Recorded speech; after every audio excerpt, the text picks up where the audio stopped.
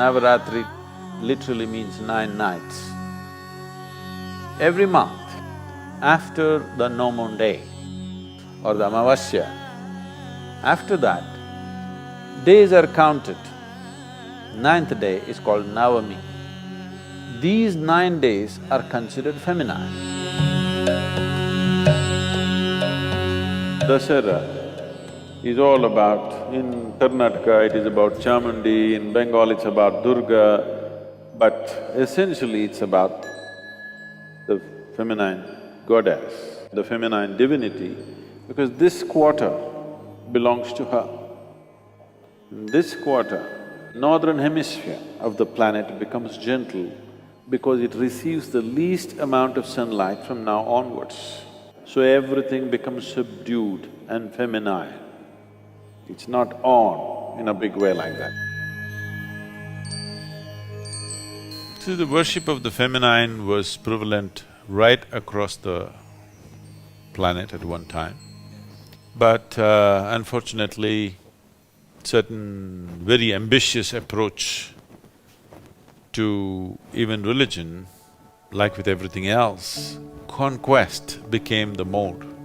When conquest became the mode, they burned the feminine out of the planet. We made it like masculine is the only way to be successful, and we have compelled even women to become very masculine today in their attitude and approach and emotion and thought, because somewhere we have made everybody understand masculine is the only way to success, conquest is the way. Conquest is not the way, to embrace is the way. You're trying to conquer the planet, that's what has led to all the disaster.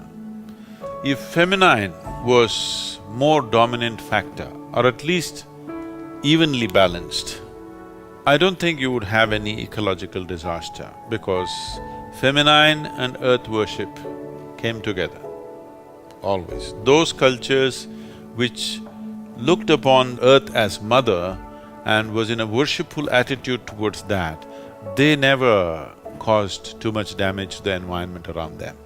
Only those who saw conquest as the way of life, that is where this happened. After doing all this damage to the planet, still half the people cannot even eat properly. There is enough food on the planet, but half the people cannot eat properly.